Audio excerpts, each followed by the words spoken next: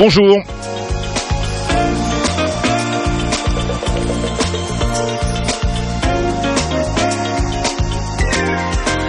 Bonjour à toutes, bonjour à tous. Richard Fanikian au micro, c'est Escale, le magazine des voyages et du tourisme. Une émission multidiffusée sur Radio Dialogue que vous retrouvez sur les réseaux sociaux ainsi que sur notre page Facebook sur laquelle vous pouvez poster vos commentaires avec une escale aujourd'hui dans le parc national des Calanques. Nos invités Didier Réau, adjoint au maire de Marseille, délégué à la mer et président du conseil d'administration du parc national des Calanques, et Tachina Giraud, chef de projet et chargée de mission pour la Kedge Business School et présidente du conseil économique, social et culturel du parc national des Calanques. Avec nous également en liaison téléphonique dans quelques instants dans cette émission, monsieur André Passito, qui est président, lui, de l'association des Calanquais de Sormiou.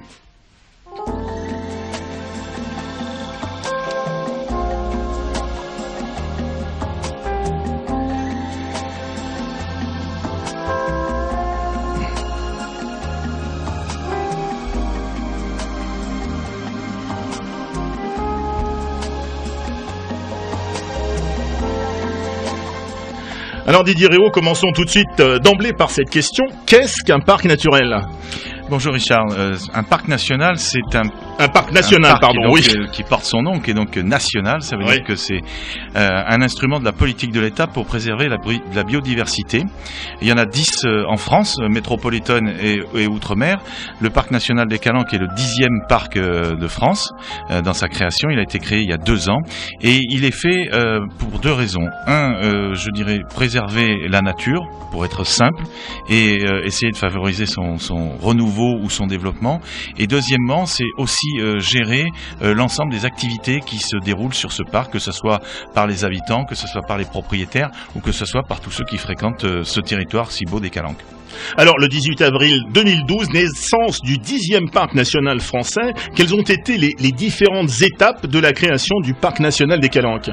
Pour faire rapide, la première étape, ça a été une prise de conscience après les incendies des années 90 par notamment la ville de Marseille et 2 élus qui étaient en charge d'un certain nombre de compétences. C'était Guy Tessier qui était le député maire des 9e et 10e arrondissements et Robert Assante qui était adjoint à l'environnement à ce moment-là, qui se sont dit comment on peut faire pour mettre ensemble autour de la table tous les propriétaires publics et privés qui pourraient éventuellement lutter contre les incendies de façon cohérente. Puis la discussion s'est engagée, on a pensé à une réserve naturelle, un parc régional, un parc national, et la loi Barnier nous a permis en 2001 de créer un groupement d'intérêt public des Calanques. C'était le premier groupement d'intérêt public d'environnemental qui nous a permis de commencer à réfléchir sur la création d'un parc national. Donc c'était en 2001, ce parc national a été créé en 2012 et entre-temps nous avons eu à bien sûr concerter, discuter sur les espaces naturels terrestres avec les propriétaires, avec les gens qui travaillent, c'est-à-dire tous les restaurateurs, les commerçants, tous ceux qui ont quelque chose à voir avec le territoire des Calanques, et notamment ceux qui sont des professionnels du tourisme ou des gens qui font de l'activité sur le territoire. Et en 2008, on nous a rajouté dans le décret de préfiguration du parc l'espace marin, et donc là on est passé sur la partie marine avec les pêcheurs, les plongeurs. Ça a été un peu plus difficile à gérer, mais en tout cas nous avons réussi à créer ce parc. Ça a été une longue aventure faite parfois de coups de gueule, comme on le connaît à Marseille, et puis aussi de belles aventures avec des gens qui sont venus nous soutenir, qui étaient déjà là avant nous pour créer le parc, pour créer quelque chose qui protège ce si beau territoire que sont les Calanques. Et donc tout ça a fait qu'à un moment donné la mayonnaise a pris et que nous avons réussi à le créer en avril 2012. Donc ça fait maintenant 2 ans et je pense que nous avons bien fait de le faire. Alors comment a-t-on délimité les périmètres du parc ? Il y a déjà plusieurs grilles de lecture. Il y avait déjà un site classé du massif des Calanques, donc ça c'était une limite qui était déjà depuis 75 effective. Il y avait un réseau Natura 2000 sur certains territoires, il y avait une réserve naturelle à Rio, il y avait des gens comme le conseil général qui avaient des parcs qui étaient départementaux mais qui étaient déjà avancés dans la protection de la nature. Donc on a essayé de réunir tout ça et puis de se dire il y a une capacité à créer un grand territoire entre Marseille, Cassis et La Ciotat. Nous avons discuté avec les communes de Cassis, de La Ciotat et de Marseille. Et puis là, c'est délimité un cœur de parc et une aire d'adhésion. C'est-à-dire que cette aire d'adhésion, elle est anticipatrice, je dirais, de l'approche du parc. Et elle nous permet d'avoir une gestion tampon entre l'urbain et le naturel. Et donc tout ça a été créé donc assez rapidement grâce à la loi de 2006 qui a modifié la loi de 1960 pour la création des parcs et qui nous a permis d'avoir un ancrage territorial plus fort, c'est-à-dire une participation des collectivités et je dirais des associations locales beaucoup plus fortes et une gouvernance qui retranscrivait cet ancrage, c'est-à-dire qu'au conseil d'administration nous avons évidemment des gens qui sont plus installés sur le territoire que ce qui était le cas avec la loi de 1960 qui était très centralisatrice comme on le connaît beaucoup en France. Donc, et en mer, nous avons un territoire marin qui fait 45 000 hectares, à terre environ 12 000 hectares. Et nous avons là, à un moment donné, des zones qui sont très protégées, cœur de parc, et des zones d'adhésion qui nous permettent justement d'avoir un accès, je dirais, tampon vis-à-vis de ce cœur. Alors c'est cela, c'est le seul parc national à la fois terrestre, marin et périurbain d'Europe. Quelles sont les particularités de ce parc par rapport aux autres ? Bien, vous voulez les citer, hein, terrestre, marin, périurbain, ilien. C'est un parc, je dirais, en plus métropolitain, puisqu'il est au port d'une métropole, de la métropole marseillaise. Et là, c'est un des 3 mondiaux, c'est-à-dire après Sydney, le Cap, il y a Marseille, Cassis, La Ciotat, qui font le parc national des Calanques. Et donc c'est un enjeu très fort puisque c'est un espace protégé aux portes d'une métropole qui fait 1,5 million d'habitants, qui recueille en gros 2 millions de visiteurs, qui évidemment est un espace de biodiversité très importante et qui permet aujourd'hui d'anticiper les éléments de management des acteurs économiques de façon très forte. Il faut savoir que dans le monde, si nous ne faisons rien pour protéger la biodiversité et nos écosystèmes, d'ici 2050, nous risquons d'avoir une baisse du PIB dans les pays en voie de développement d'environ 7%. Donc la biodiversité est un bénéfice, bien sûr, pour l'ensemble de l'humanité, mais aussi pour les hommes qui travaillent et qui développent de la richesse et qui développent des emplois. Et ici à Marseille, c'est le cas. Ce parc est un parc métropolitain, il doit être attractif pour la métropole, il doit aussi préserver la nature parce que c'est sa richesse. Didier Réau, quelles sont les principales missions du Parc national des Calanques ? La principale mission, je viens de l'évoquer, hein, c'est évidemment la protection de la nature, c'est évidemment la protection de la biodiversité et sa régénérescence, si je puis dire. Donc oui. Ce sont des moyens de contrôle en cœur de parc qui sont très importants. Parfois des restrictions de fréquentation à terre comme en mer. Donc il y a des zones qui sont en pied de falaise qui sont interdites, d'autres en mer comme des zones de non-pêche ou des zones de protection intégrale qui sont interdites à la fréquentation. Et puis ailleurs, nous essayons de réguler le flux de gens qui viennent, que ce soit des locaux, hein, des Marseillaises, des Marseillais, des gens de la région ou des touristes, de façon à ce que cette biodiversité qui est un capital important pour nous, eh bien, soit protégée et puis qu'elle soit valorisée de façon à produire des intérêts que sont la création de richesses et aussi la création d'emplois pour notre territoire. Alors un parc national est un territoire d'accès libre et ouvert à tous, mais c'est aussi un espace protégé par une réglementation spécifique. Évidemment, c'est un cœur de parc où là, il y a une réglementation qui est assez stricte, qui reprend d'ailleurs l'ensemble des réglementations dont j'ai parlé tout à l'heure, c'est-à-dire sites classés, Natura 2000, réserves naturelles, etc., où nous avons aire marine protégée, où nous avons là une politique qui est assez centrée sur la nature, sur sa régénérescence, et puis nous avons après des espaces qui sont beaucoup plus faciles à gérer dans la fréquentation. Mais ça veut dire qu'il faut que nous ayons une politique d'accès au parc qui soit régulée, qui soit équilibrée, et c'est là tout l'enjeu, c'est d'arriver à constituer des entrées de parc où l'accueil est fait, où il est bien fait, et puis la sensibilisation, l'information également doit être un des vecteurs de notre politique. En termes de biodiversité, de nombreuses espèces terrestres, animales et végétales, ainsi que des espèces marines ont été recensées au sein du parc. Comment parvenir à les protéger ?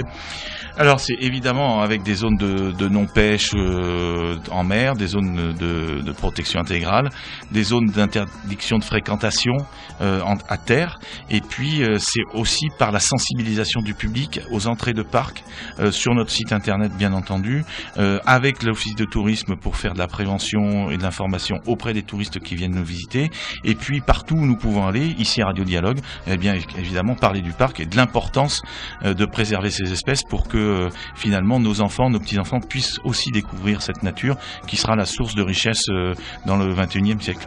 Alors Didier Réau, les parcs nationaux français sont financés par l'État et placés sous la tutelle du ministère en charge de l'environnement. Comment est constituée la gouvernance du parc ? Alors il est financé par l'État, je dirais pas assez aujourd'hui, oui. Parce que la responsabilité de l'État c'est effectivement d'assurer le fonctionnement et la création des postes du parc national des Calanques. Nous sommes en sous-effectif notoire avec un budget qui est, j'ai dit déjà, rikiki. Nous nous battons pour que ce budget soit beaucoup plus important avec l'ensemble des membres du conseil d'administration. C'est la responsabilité de l'État puisqu'il a pris un engagement qui est de lutter pour le développement de la biodiversité. Il veut créer une agence française de la biodiversité. Il faut qu'il assure la mission des fers de lance de la biodiversité que sont les parcs nationaux. Donc oui, c'est une action d'État, c'est aussi une action des collectivités qui sont partie prenante dans les investissements du parc.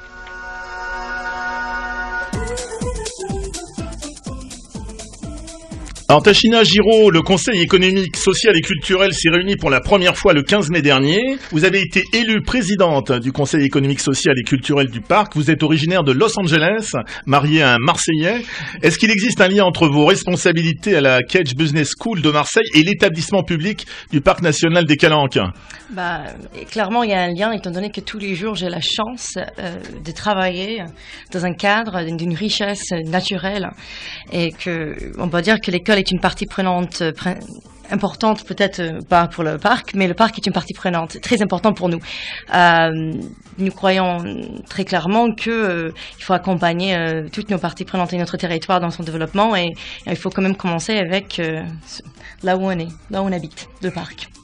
Alors comment se compose ce conseil que vous présidez désormais ?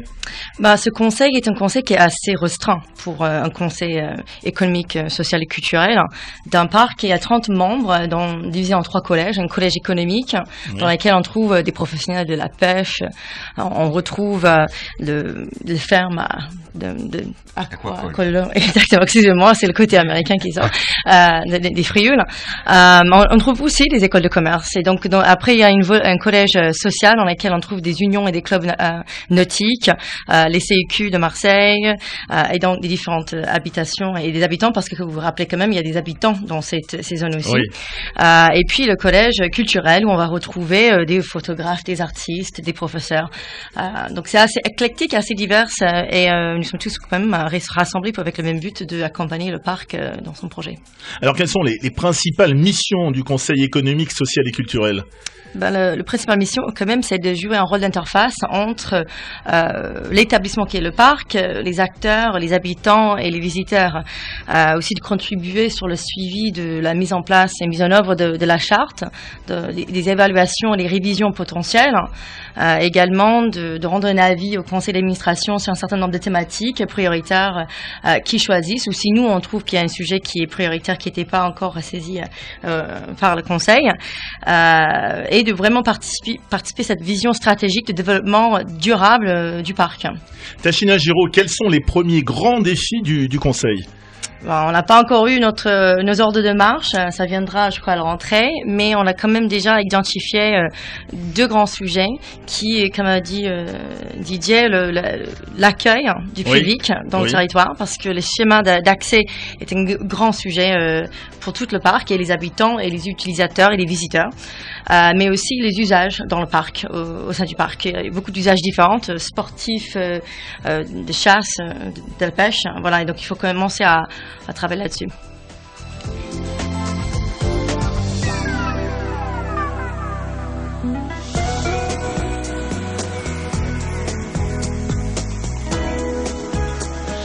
Didier Réau, je reviens vers vous. Dans le cadre du développement durable, quelles actions sont mises en œuvre au sein du Parc national des Calanques ?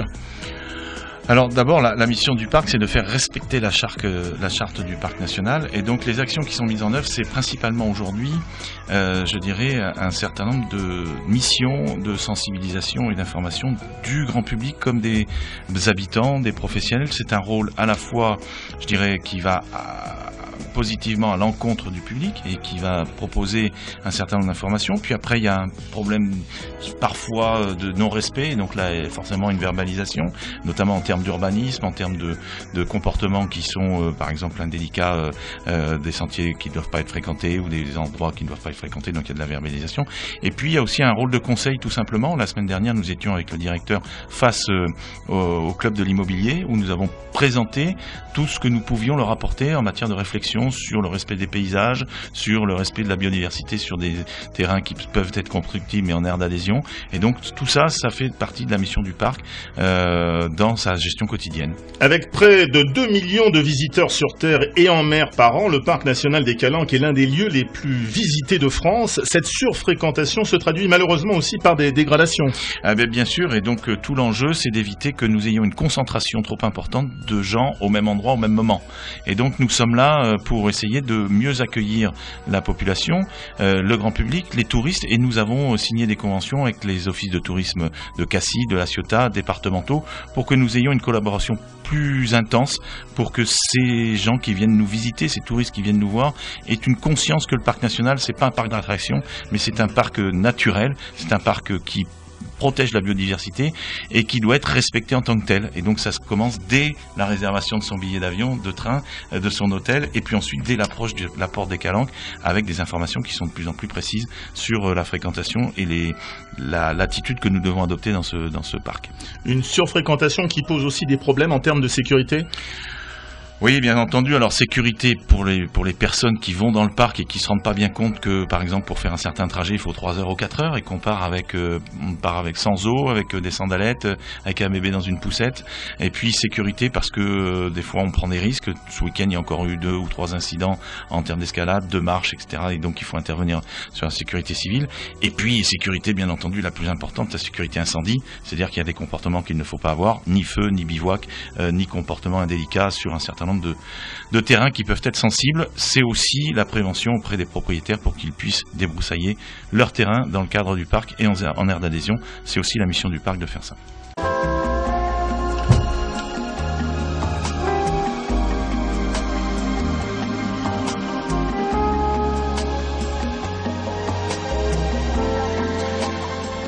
On parlait de la surfréquentation et nous essayons de joindre, malheureusement sans succès, monsieur André Passito, qui est le président de l'association des Calanquais de Sormiou. Alors Didier Réau, on a déjà dit quelques mots au sujet de la surfréquentation. Durant la saison estivale, des agents saisonniers du parc viennent à la rencontre des visiteurs. Alors quel rôle ont ces agents saisonniers ? Alors il y a deux types d'agents. D'abord il y a des agents permanents que sont les gardes moniteurs qui sont là toute l'année pour faire ce travail. Et puis en renfort, nous avons ce que nous appelons des éco-gardes qui sont au nombre de 40 et qui viennent renforcer donc les 12 gardes moniteurs pour faire de l'information, de la sensibilisation du grand public qui fréquente notre territoire, mais aussi auprès des habitants des calanques habitées et aussi auprès des commerçants qui travaillent dans ces calanques-là. Qu'est-ce qu'ils font ?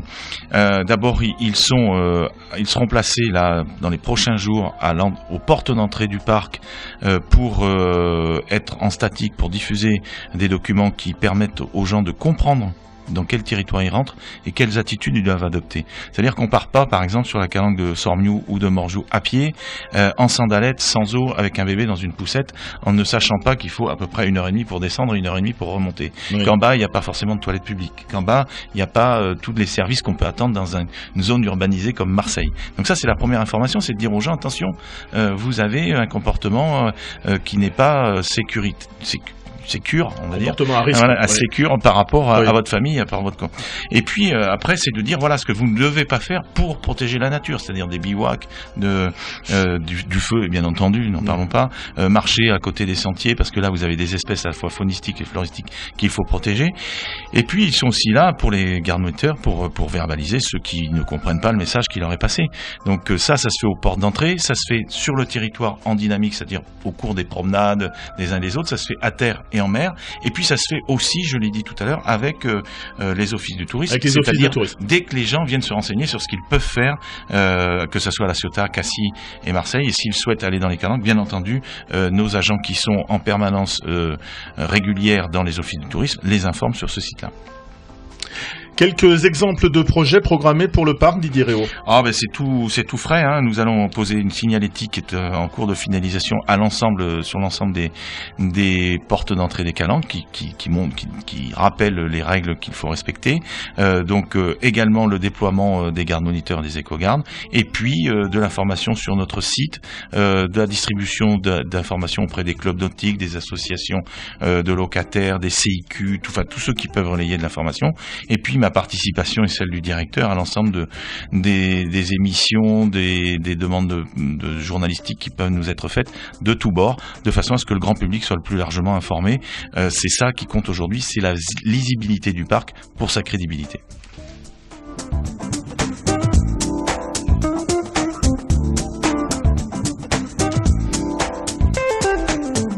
Didier Réau, parlez-nous de l'opération démarrée le 21 mai, rendez-vous au parc et qui se déroulera jusqu'à la fin de l'année. Mais rendez-vous au parc, c'est aussi ça, une mission d'accueil, de sensibilisation du public, avec un ensemble de partenaires, de gens qui ont répondu à un appel à projet et qui permettent de découvrir le patrimoine, la culture, la faune, la flore, des espaces particuliers du parc national, que ça soit sur le Frioul, que ça soit sur les calanques historiques de Marseille, de Cassis, de La Ciotat, avec soit des aspects culturels en musique, dans les ports. Bref, il y en a 62 qui sont prévus. C'est énorme, 62 animations qui sont prévues toute l'année. Voilà. Ouais. Et avec 14 partenaires qui permettront d'accueillir environ 1200 personnes. Bien sûr, il faut réserver sur le site des calanques. Je pense que chacun passera un bon moment. Je crois que Tachina, d'ailleurs, a déjà réservé. Tachina a déjà réservé pour septembre, les 1er et 3 septembre à 19h au Vieux-Port. Vous pouvez nous en dire deux mots, Tachina, de cette animation qui aura lieu donc en septembre et qui est labellisée Septembre en mer. Exactement. En fait, celui-là est une petite ensemble de chants opérettes qui sera fait directement sur le port. On peut le regarder au port ou sur un petit bateau. Il suffit de s'inscrire sur le site. Il y a toutes les informations d'inscription et une manière de passer une soirée très agréable à Marseille. Voilà, c'est un spectacle musical en hommage au répertoire des années 30 de l'opérette marseillaise composé par Vincent Scotto. Donc ça se passera les 1er et 3 septembre à 19h sur le Vieux-Port de Marseille et l'inscription sur le site dont on va donner l'adresse URL dans quelques instants.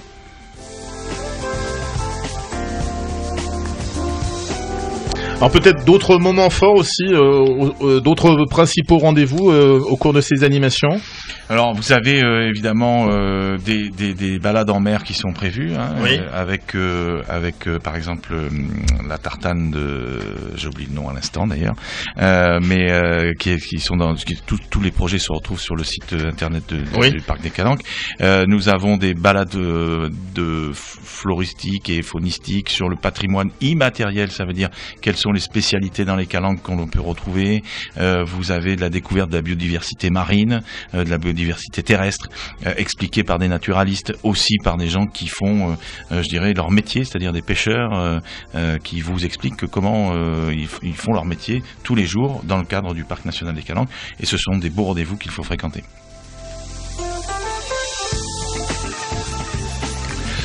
Merci Didier Réau, merci Tachina Giraud, c'est la fin de cette émission. Merci à vous d'avoir participé, à vous deux d'avoir participé à cette émission. Merci à vous toutes et à vous tous de votre attention.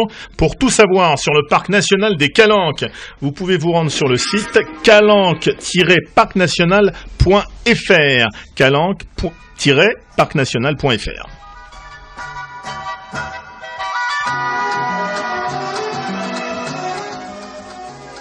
Vous pouvez retrouver cette émission sur les réseaux sociaux et sur notre page Facebook sur laquelle, je vous le rappelle, vous pouvez poster vos commentaires. En attendant de vous retrouver dans un prochain numéro, je vous souhaite de passer une excellente semaine et je vous dis à très vite sur Dialogue.